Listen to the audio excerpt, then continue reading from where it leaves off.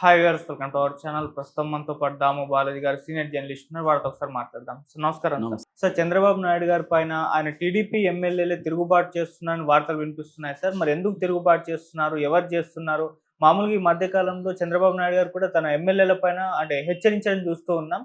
So ఎందుకు ఎమ్మెల్యేలకు ఆయనకు మధ్య మన గ్యాప్ ఏమన్నా వచ్చిందంటారా సార్? మీరేం చెప్తారు దీనికి సంబంధించి? చంద్రబాబు మీద ఎమ్మెల్యేల తిరుగుబాటు అనే ఒక వార్త వైరల్ అవుతుంది. ఇది నిజానికి వైసీపీ వాళ్ళు ప్రచారం చేస్తుండొచ్చు. అయితే చంద్రబాబు పట్ల ఎమ్మెల్యేల అసంతృప్తిగా ఉండడం, ఎమ్మెల్యేల పట్ల చంద్రబాబు అసంతృప్తిగా ఉండడం అనేది ఈ మధ్యకాలంలో మనం చూస్తున్నాం.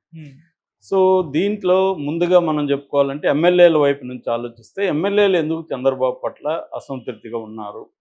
ముఖ్యంగా మొన్న ధూళిపాల నరేంద్ర పొన్నూరు ఎమ్మెల్యే, తర్వాత చిలకలూరిపేట ఎమ్మెల్యే పత్తిపాటి పుల్లారావు, వీళ్ళిద్దరూ వైసీపీ నాయకుల అరాచకాలని, గతంలో జరిగిన ఇవన్నీ కూడా అసెంబ్లీలో చాలా విస్తృతంగా ప్రస్తావించారు. అట్లాగే ఇతర ఎమ్మెల్యేలు కూడా వైసీపీ పాలనలో జరిగిన అరాచకాల గురించి డీటెయిల్గా అసెంబ్లీలో ప్రస్తావిస్తున్నారు. అయితే వీళ్ళు ప్రస్తావిస్తున్న దానికి స్పందనగా వాళ్ళ మీద కేసులు పెట్టట్లేదు అనేది ప్రధానంగా ఎమ్మెల్యేలకి చంద్రబాబు ప్రభుత్వం పట్ల ఉన్న అసంతృప్తి. అంటే గతంలో వైసీపీ అరాచకాలు జరిగాయి, అనేక చోట్ల అక్రమాలు దారుణంగా జరిగాయి, అయినా కూడా వాళ్ళ మీద కేసులు పెట్టలేదు. మొన్న కూడా అఖిలప్రియ వీళ్ళందరూ కూడా రోజా మీద గట్టిగానే మాట్లాడారు. కానీ ఇప్పటి వరకు రోజా అరెస్ట్ అని రోజు పేపర్లో వార్తలు రావడం తప్ప రోజాని సీరియస్గా తీసుకొని రోజా మీద కేసులు పెట్టడం అనేది జరగట్లేదు. అది నెంబర్ 1 కంప్లైంట్. అంటే గతంలో వైసీపీ అరాచకాలని ఈ ప్రభుత్వం సీరియస్గా పట్టించుకోవాలన్న స్థాయిలో పట్టించుకోవట్లేదు. ఆల్రెడీ 10 నెలల దగ్గరికి వచ్చేసింది ప్రభుత్వం ఏర్పడి. ఇప్పటి వరకు కూడా సీరియస్గా వైసీపీ నాయకులందరూ బయటే తిరుగుతున్నారు అనేది నెంబర్ 1. నెంబర్ 2 ఏంటంటే గత ప్రభుత్వంలో ఉన్న అధికారులు, వైసీపీకి కొమ్ముగాసిన అధికారులకి చంద్రబాబు ప్రభుత్వం చాలామందికి ఇప్పటికి కూడా పెద్దపీట వేసింది. వాళ్ళకి ఇంపార్టెన్స్ పోస్టులు ఇచ్చారు, ఐపీఎస్ కావచ్చు, ఐఏఎస్ అధికారులకు అనేది కూడా ఎమ్మెల్యేలకు ఉండే అసంతృప్తి. ఈ 2 కాకుండా మూడవది, ఎమ్మెల్యేలు చాలామంది, దాదాపు 80 మంది ఎమ్మెల్యేలు కొత్త వాళ్ళు ఉన్నారు కూటమిలో. ఈ ఎమ్మెల్యేలు కొత్తగా రాజకీయాలు అంటే ఎమ్మెల్యేలుగా అయ్యారు కొత్తగా, కానీ రాజకీయాలు కొత్త కాదు. వాళ్ళు ఎప్పటి నుంచో వివిధ దశల్లో పనిచేసుకుంటూ వస్తున్నారు. అంటే దాదాపు ఒక 10-15 సంవత్సరాలు రాజకీయాల్లో ఉంటున్నారు. వాళ్ళు ఎప్పుడు ఖర్చులు పెట్టడం తప్ప సంపాదించుకునేది లేదు పెద్ద స్థాయిలో. ఎందుకంటే అక్కడ ఎమ్మెల్యేలు, మిగతా నాయకులు సంపాదించుకుంటున్నారు, వీళ్ళు సంపాదించుకోవడానికి వీళ్ళకి ఇది లేదు. పైగా ఈ 5 ఏళ్ళుగా వీళ్ళకి ఏమీ లేదు. సో దీనివల్ల ఏమైందంటే వాళ్ళకి ఇదే ఫస్ట్, మళ్ళీ ఎమ్మెల్యే అవుతామో లేదో తెలియదు చాలామంది. అందుకని ఈ 5 ఏళ్లలో బీభత్సంగా సంపాదించుకోవాలి. ఏ ఊరికి పోయినా మనకి ఆ ఎమ్మెల్యే మీద అక్కడున్న తెలుగుదేశం వాళ్ళే కంప్లైంట్ ఇస్తుంది. నిన్న కూడా నేను నెల్లూరు జిల్లాకి వెళ్ళాను. అక్కడ ఒక స్థానిక ఎమ్మెల్యే మీద నేను ఒక 10 నిమిషాలు కూడా ఆ ఊర్లోకి వెళ్ళి అక్కడ ఒక ఫామ్ హౌస్ లాంటిది ఉంటే అక్కడికి వెళ్ళగానే వాళ్ళు నాకు చెప్తున్నది ఏంటంటే, సార్ మీరు దారిలో వస్తా చూసారా, తైలం చెట్లు కొట్టేశారు అని చెప్పారు. అవును, ఇంతకుముందు ఎటుపక్క రోడ్డుకి 2 వైపులా తైలం చెట్లు కనబడేవి, ఇప్పుడు కనబడట్లేదే అనుకున్నాను నేను అన్న. అవన్నీ ఎమ్మెల్యే కొట్టేశాడు సార్, అవి నిజానికి కోర్టులో ఉన్నాయి అని చెప్తున్నారు. కోర్టు దీంట్లో ఉన్న డిస్ప్యూట్లో ఉన్నాయి అవి, వాటిని వీళ్ళు కొట్టేసి అమ్ముకున్నారు, దీని మీద ఇప్పుడు ఆందోళనలు జరుగుతున్నాయని. ఇది వాస్తవమే. ఎందుకంటే ఇక్కడే కాదు, ఎక్కడ ఏ ఊరికి పోయినా ఏదో ఒక పంచాయతీ మనకి చెప్తూనే ఉన్నారు ఎమ్మెల్యేల మీద. ఈ ముఖ్యంగా ఏంటంటే మటన్ కొట్టు దగ్గర నుంచి ఎవరిని వదిలిపెట్టలే. వాడు మనోడా తనోడా అనేది చూడట్లేదు. డబ్బులు ఎక్కడెక్కడ ఉన్నాయి, మనీ సోర్స్ ఏంటి, వనరులు ఎక్కడెక్కడ ఉన్నాయి, అది ఇసుక కావచ్చు, మద్యం కావచ్చు, గ్రావులు కావచ్చు, మైన్స్ కావచ్చు, ఇలాగా చెట్లో గిట్లో ఇంకోటి కావచ్చు. ఒక్కొక్క ఏరియాలో కొన్ని ఉంటాయి కదా, వాటి నెల్లూరులో ఎంత పెద్ద స్కామ్ జరిగిందో మనం రెగ్యులర్గా చూసాం. అట్లాగే కొన్ని చోట్ల ఏంటంటే వైసీపీ వాళ్ళతో కూడా కుమ్మక్క అవుతున్నారు. ఎందుకంటే ఈ 5 ఏళ్లలో వైసీపీ వాళ్ళు వనరులను ఎలా కొల్లగొట్టాలి, వాటిని ఎట్లా ట్రాన్స్పోర్ట్ చేయాలి, ఎట్లా దాన్ని డిస్పోజ్ చేయాలి, ఇవన్నీ వాళ్ళకి కొట్టిన పిండి. ఈ కొత్తగా ఎమ్మెల్యేలకి ఇవేవి లేవు.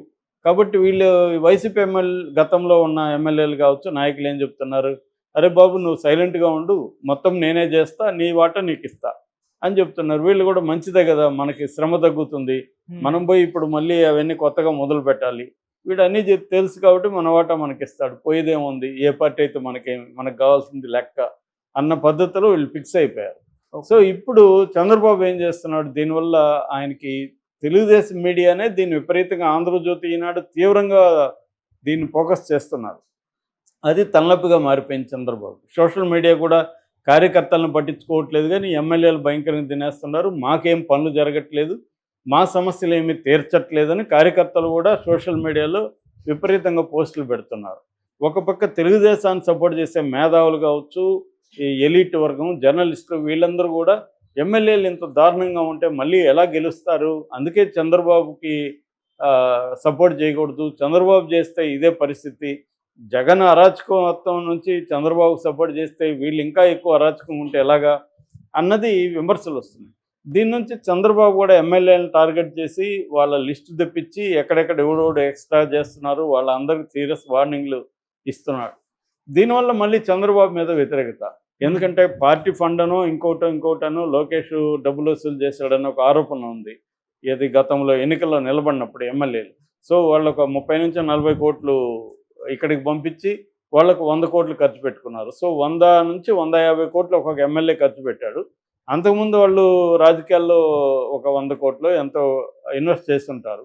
సో ఇవన్నీ ఇప్పుడు ఈ 5 ఏళ్లలో సంపాదించాలి, మళ్ళీ నెక్స్ట్ ఎన్నికలకు కూడా డబ్బులు రెడీ చేసుకోవాలి. సో ఒక్కొక్క ఎమ్మెల్యే 300 నుంచి 400 కోట్లు సంపాదించాలనేది అతని సెల్ఫ్ టార్గెట్.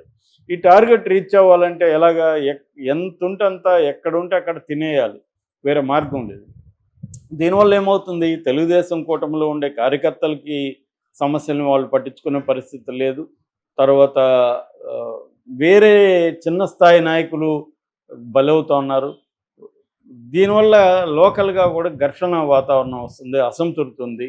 ఇది కనిపిస్తుంది. మనం ఎక్కడికి పోయినా మనం కొద్దిగా ప్రజల్లోకి వెళ్ళి మాట్లాడితే మాత్రం ఇవే వస్తున్నాయి. సో దీనివల్ల చంద్రబాబుకి ఎమ్మెల్యేల పట్ల వ్యతిరేకత చంద్రబాబులో ఉంటే, చంద్రబాబు పట్ల ఎమ్మెల్యేలో కూడా దీన్ని కట్ చేస్తే ఎమ్మెల్యేల్లో పెద్ద తిరుగుబాటు వచ్చే అవకాశం ఉంది చంద్రబాబు గారిని కట్ చేస్తే. అందువల్ల ఇప్పటి వరకు మాటలతోనే నడిపిస్తున్నాడు తప్ప చంద్రబాబు ఎక్కడ కూడా ఏ ఎమ్మెల్యే మీద చర్య తీసుకోవడం అనేది ఇప్పటివరకు లేదు.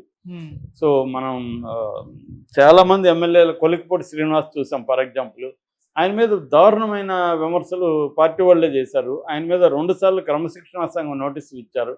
ఏం చేశారు ఆయన్ని?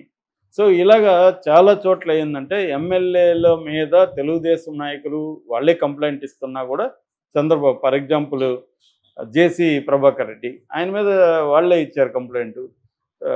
పంచాయతీకి రమ్మని పిలిస్తే కూడా రాలేదు. ఆయన ఏం చేశాడు చంద్రబాబు? జేసీ ప్రభాకర్ రెడ్డికి ఏమైనా నోటీస్ ఇచ్చారా? ఆయన మీద ఏమైనా చర్య తీసుకున్నాడా? ఏమీ లేదు. ఓపెన్గా ధిక్కరిస్తున్నాడు జేసీ ప్రభాకర్ రెడ్డి, కానీ ఆయన్ని ఏమీ చర్య తీసుకునే పరిస్థితి లేదు. అంటే చంద్రబాబు గతంలో లాగా స్ట్రాంగ్గా లేడు, బలహీనంగా అయిపోయాడు. ఆయన పరిపాలన మీద పట్టుపోయింది. ఇటు పవన్ కళ్యాణ్ కంట్రోల్లో ఉన్నాడు, లోకేష్ కంట్రోల్లో ఉన్నాడు, మోడీ కంట్రోల్లో ఉన్నాడు, ఎమ్మెల్యేల కంట్రోల్లో ఉన్నాడు, అధికారుల కంట్రోల్లో ఉన్నాడు. అందరి కంట్రోల్లో చంద్రబాబు ఉంటే ఇంక చంద్రబాబుకి జగన్కి కంపేర్ చేసినప్పుడు జగనే కనీసం తన కంట్రోల్లో చాలా విషయాలను పెట్టుకోగలిగాడు కదా, ఈయన ఇట్లా వదిలేస్తే ఆపోజిట్ అయిపోయాడు ఈయన అన్న విమర్శలు దారుణంగా వస్తున్నాయి. సో దీనివల్ల ఖచ్చితంగా చంద్రబాబుకి అయితే నష్టం కలుగుతుంది. మరి ఆయన దీన్ని ఎలా డీల్ చేస్తాడు అనేది చూడాలి. ఎక్కువ చేస్తేమో వాళ్ళల్లో వ్యతిరేకత ఆల్రెడీ స్టార్ట్ అయింది. అందుకనే ఇప్పుడు వైసీపీ మీద పడడం అనే టార్గెట్లోకి వెళ్ళినట్టు కనబడుతుంది. ఇది చేస్తేమో జనంలో వ్యతిరేకత ఎక్కువ వస్తుంది వైసీపీ వాళ్ళ మీద. ఇప్పుడు పోసాని కృష్ణమురళి మీద బిగినింగ్లో ఇది ఉన్నదానికి ఇప్పుడున్నదానికి తేడా ఉంది.